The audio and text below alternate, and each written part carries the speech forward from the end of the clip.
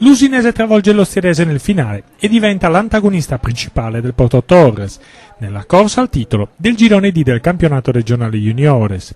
I rossoblù allenati da Giampiero Barrocco riescono a sbloccare la gara soltanto negli ultimi 20 minuti.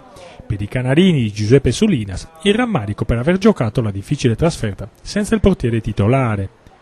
I padroni di casa scendono in campo con Tanca Muroni Caneo, Piras Fois De Logu, Gaddia, Scanu, Fonnesu, Macaluso e Canu. A disposizione Careddu, Forbice, Santuru, Piana, Manca, Simula e Luzzu. L'Osterese risponde con Tanda, Campana, Bruccoleri, Cottu, Kappa e Satta, Fantasia, Cossu, Sanna, Peddu e Manchia. In panchina Mu, Braina, Secchi, Tarras e Carboni. Arbitra Paolino Di Alghero, buona la sua direzione. Giornata primaverile, tribune gremite. Locali in divisa rossoblu, ospiti in maglia gialla. Parte a sprombattuto l'Usinese con un lancio di Piras per Fonnesu, che sull'uscita del portiere coglie la traversa. Altra iniziativa locale sull'asse Macaluso-Gaddia, il numero 7 si incunea in aria, ma trova la respinta di Tanda in angolo. Fonnesu scappa alla marcatura degli avversari e va via palla al piede, ma al momento di concludere si incarta e l'azione sfuma. Macaluso mostra le sue qualità di palleggio e alza un pallone insidioso in aria. Il portiere sbaglia l'uscita, Gaddia non riesce a approfittarne.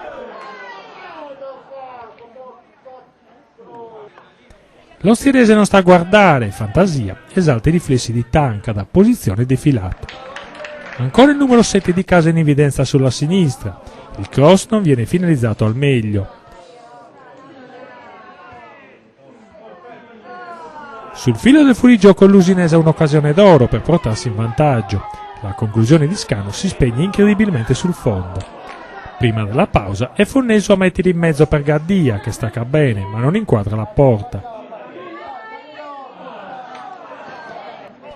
Alla ripresa le due squadre non si accontentano del pareggio. La prima opportunità capita sui piedi di Fantasia in contropiede, strepitoso il salvataggio di piedi di Tanca. Scampato il pericolo, i ragazzi di Barrocco riprendono a macinare il gioco, però sotto misura la mira è ancora imprecisa. In contropiede gli ospiti hanno un'altra palla nitida, ma anziché servire un compagno, Fantasia preferisce calciare, sprecando la chance. Il risultato si sblocca poco dopo, quando Mattia Cano è il più lesto di tutti ad intervenire su un tiro del neoentrato Simula, finito sul palo, e a insaccare il gol dell'1-0. Giustificata la gioia dei rossoblù di casa.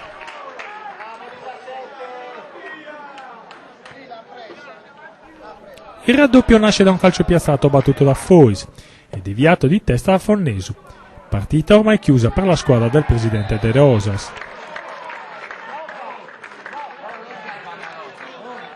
Galvanizzata dal punteggio, la vice capolista insegue ancora la via della rete, con Simula che dopo il palo non trova lo specchio della porta, dal limite dell'aria.